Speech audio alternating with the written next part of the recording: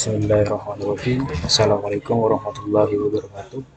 Perkenalkan, nama saya Muhammad Rizky Karamdani dari kelas 11 IPS Terpadu. Di sini saya akan membahas soal SBMPTN Ekonomi tentang materi akuntansi. Soal yang pertama, RTK membayar pajak kepada pemerintah. Belanja pemerintah di pasar barang dan jasa menunjukkan adanya peranan pelaku ekonomi. A. RTG mengatur dan menstabilkan perekonomian. B. RTP sebagai pemakai faktor-faktor produksi. C. RTG sebagai pengguna barang dan jasa. D. RTK sebagai pemakai barang dan jasa. Dan jawabannya adalah D. Pembahasan peranan pelaku ekonomi terdiri atas rumah tangga produsen RTP, penghasil barang dan jasa, pemakai faktor-faktor produksi, membayar pajak kepada pemerintah, menerima penghasilan dari penjualan barang dan jasa, dan membayar penggunaan faktor-faktor produksi. Rumah tangga konsumen, yang disingkat RTK, penyedia faktor-faktor produksi, pemakai barang dan jasa, membayar pajak kepada pemerintah, membayar penggunaan barang dan jasa, menerima pembayaran atas penjualan faktor-faktor produksi, rumah tangga pemerintah,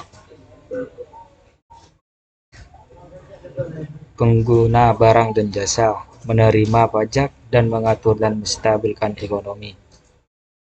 Rumah tangga luar negeri, yang disingkat dengan RTLN, ekspor dan impor barang, membayar bea masuk atas barang impor, dan mengadakan kerjasama internasional. Jadi, belanja pemerintah di pasar barang dan jasa menggunakan jasa menunjukkan bahwa pemerintah memiliki peran pengguna barang dan jasa dalam perekonomian atau RTG sebagai pengguna barang dan jasa. Lanjut ke soal yang kedua. Apabila Bank Sentral meningkatkan rasio cadangan wajib minimum, maka A. Kemampuan bank menciptakan kredit bertambah. B. Dana menganggur di bank bertambah. C. Cadangan devisa berkurang. D. Suku bunga menurun. E. Uang beredar meningkat. Jawabannya adalah B. Pembahasan giro wajib minimum adalah dana atau simpanan minimum yang harus dipelihara oleh bank dalam bentuk saldo rekening giro yang ditempatkan di Bank Indonesia. Besaran giro wajib minimum (GWM) ditetapkan oleh Bank Sentral berdasarkan persentase dana pihak ketiga yang dihimpun perbankan. Jika Bank Sentral meningkatkan rasio cadangan wajib minimum, kemampuan bank menciptakan kredit berkurang dan uang beredar menurun. Namun, hal tersebut tidak berpengaruh langsung terhadap cadangan devisa dan menurunnya suku bunga. Jadi, jawabannya adalah dana menganggur di bank bertambah. Lanjut soal yang ketiga. Diketahui persamaan konsumsi C sama dengan 50 triliun plus 0,8 Y jika pendapatan nasional Rp 900 triliun.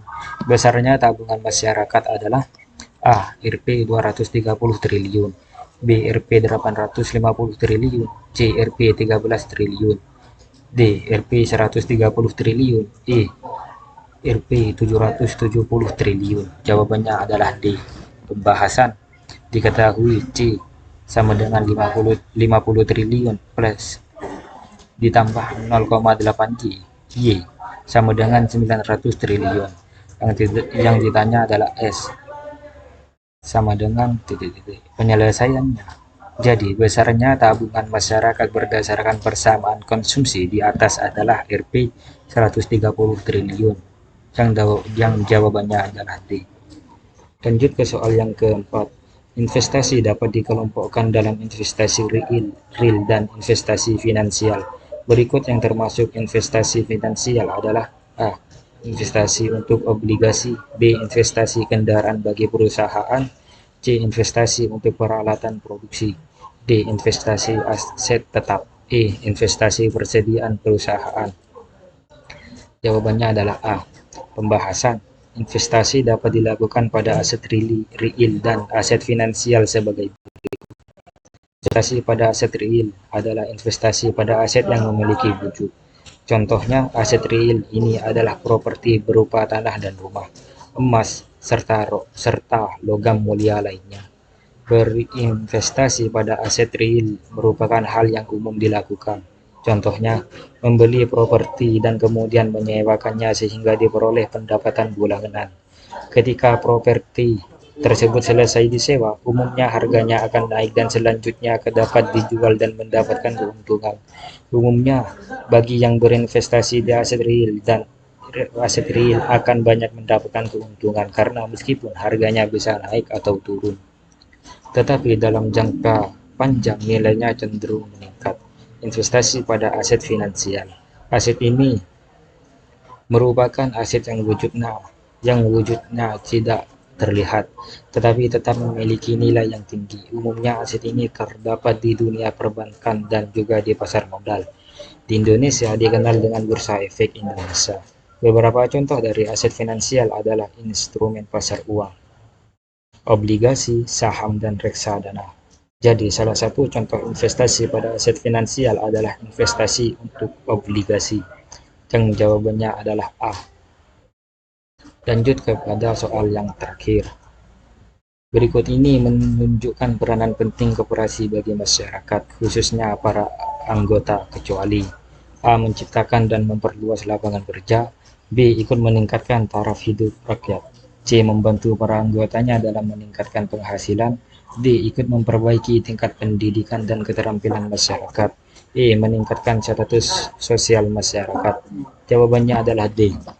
Pembahasan. Dalam kegiatan usaha koperasi mempunyai peranan sebagai berikut: membantu anggota untuk meningkatkan pendapatan atau penghasilan. Sisa hasil usaha yang diperoleh koperasi merupakan keuntungan para anggota. Menciptakan dan memperluas lapangan pekerjaan. Dibukanya lapangan usaha koperasi berarti memberi kesempatan kepada tenaga kerja dan menyerap sumber daya manusia pada umumnya. Meningkatkan taraf hidup masyarakat.